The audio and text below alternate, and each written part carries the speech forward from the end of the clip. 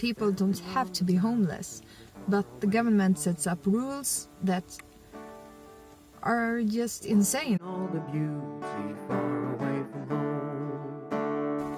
Hello there, beautiful people. Today I decided to take a little drive in my car, and I went for an island here in Piteå called Fårön, Sheep Island. And it's a resort for people who are camping with camper vans and such.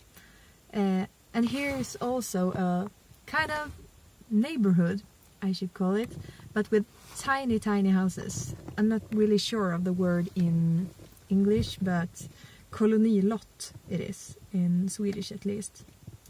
And it means that you get a part of land and you put a little cottage there, and you can like plant stuff and yeah, like a summer cabin or something. But it's very tiny, and it's a whole neighborhood of these houses, and I thought I would show you. So here is a few houses or cottages or whatever you want to call it, and over there on the other side of the road too, they're like very, very tiny. It's like, or very tiny. I mean, I could probably live in one of these. They are about 5 meters and 5 times 4, maybe 6 times 4, something like that. At least this one. And everybody has made it.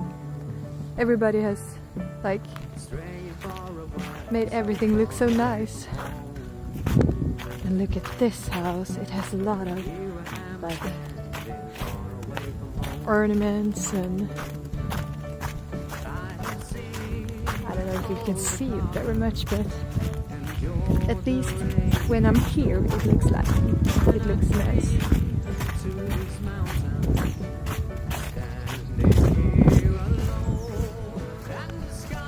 Very, very cute.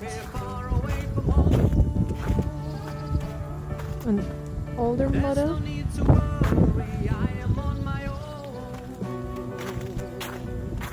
Yeah, there are plenty of houses. I think it's about, well, probably 50 or 60 at least. And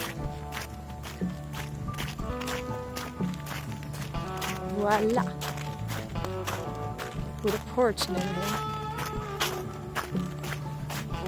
And everything is so tiny. It's like a real neighborhood that's very, very tiny.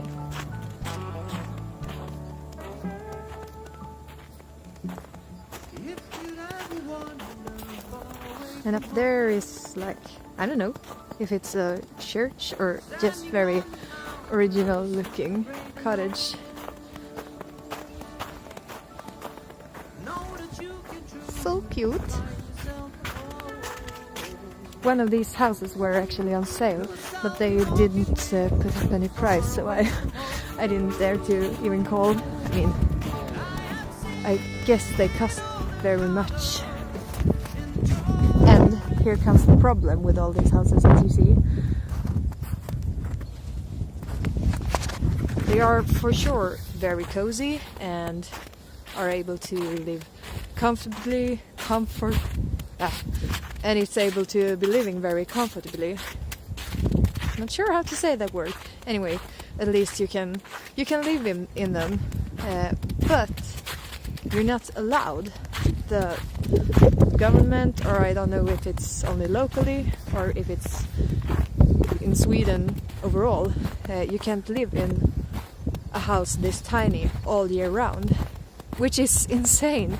I mean, in these times where there are people fleeing from the lands, their homelands, in fear and because of economical situations and political things and wars and starvation and everything, and you can't live in a house that is fully functional. I don't think these houses has plumbing, but they have some kind of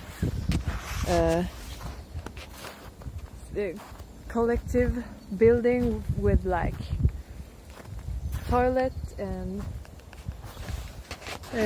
garbage cans and stuff. So it's insane that you can't live like this. Oh, here comes someone. Yeah, so as I said, it's not allowed to live here full time because the houses are so tiny. And that's insane. I mean, people are living in tiny houses. I mean, there are literally like families of 9 or 10 who lives on a square meter of, I don't know, 8.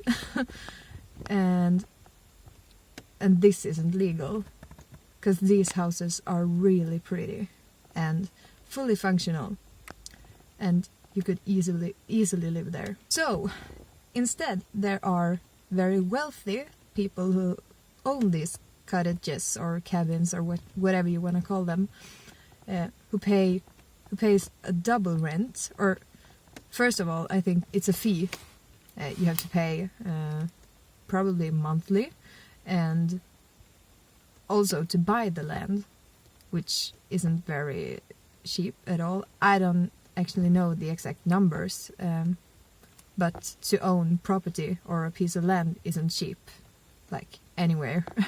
And this is quite close to town as well, so it's a good spot to live in, which brings the price with it. So very wealthy people who own these cottages, who are probably living somewhere in the city to have close to work, and since they can't live here all year round, it means that they have to have another house or maybe an apartment in town somewhere, which they live off from the rest of the year. So they only come here like few times a year, and the rest of the time the houses are only standing here unused, and yeah, people could actually live here.